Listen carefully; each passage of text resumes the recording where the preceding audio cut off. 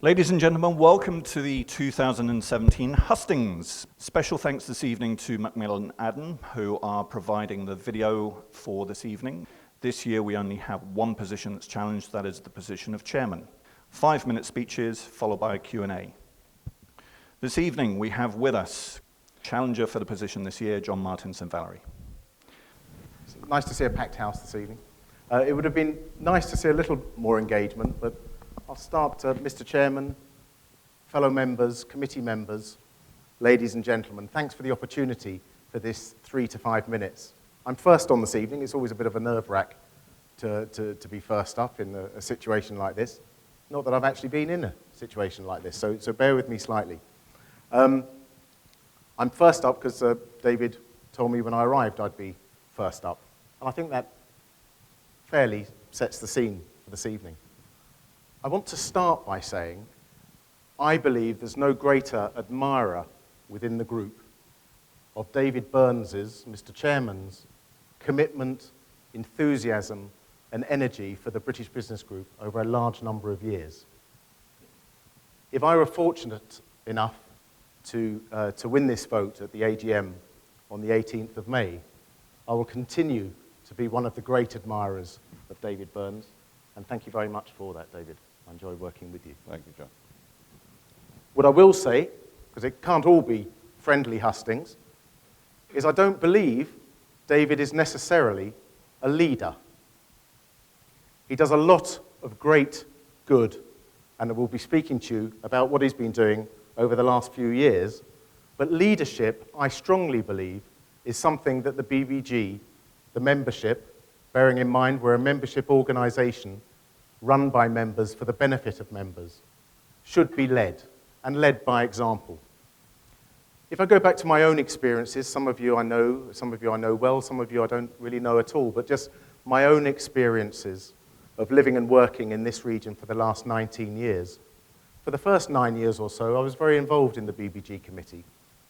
I held a number of different roles, including events, membership, others, and culminating in the deputy chair position.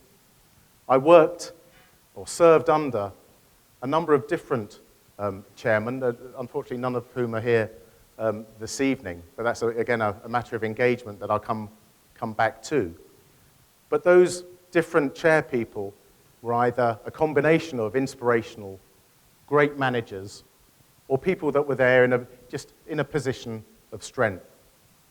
The leadership example of those previous chair persons was quite clear and stark. And by leadership, I want to give a little example, and it will be the one name drop I do throughout the whole 3 to 5 minutes that I've got. About 6 years ago, I was fortunate enough to be on a flight from London to Miami to join a group of entrepreneurs down in Miami. In fact, one of my co-entrepreneur organisation colleagues is here this evening. To speak with like-minded entrepreneurs down in Miami. And I boarded this Virgin flight at Heathrow early one morning, sat down in seat 1A. I had loads of air miles, so I was very fortunate enough to be able to do that. Sat down, I saw someone sit down next to me fairly swiftly, shock of blonde hair, and I just turned around and thought, oh, who's that? And there it was, Sir Richard Branson. What an opportunity. As an entrepreneur myself, or someone that was building a business, or halfway through my building business at that time, 6 years ago, I had the opportunity to chat with Sir Richard on that flight. And we spoke a lot about leadership. And something that stuck with me, something that struck me then, and still strikes me now, is the difference between leadership and management, and being involved in the minutiae of your business.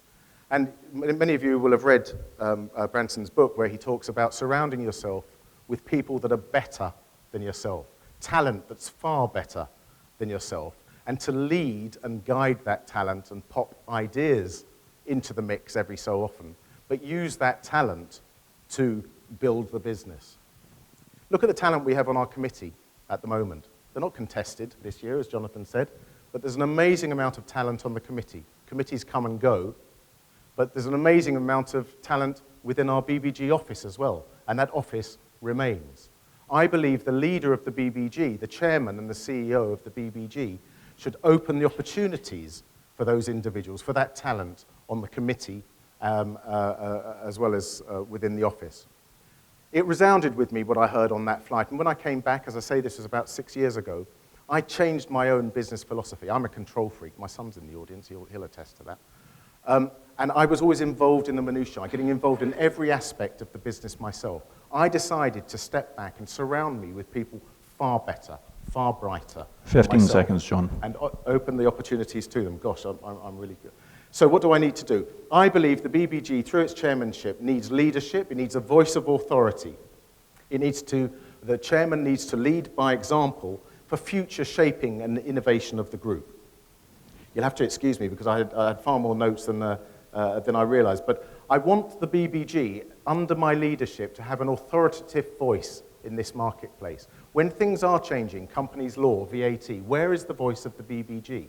Open up the membership, use the members to be that authoritative voice. It's not up to the committee to be the trade ambassadors in the UK, Milton Keynes, for example, or any other section. That's a great project, but that's not the driving force for the BBG. We need to open up the membership to those opportunities, and it's the chairman's job to do that. That's the job I'd like to do. I want to lead the membership by example, all of you in this room and many, many others that aren't here with us this evening, but will hopefully watch this.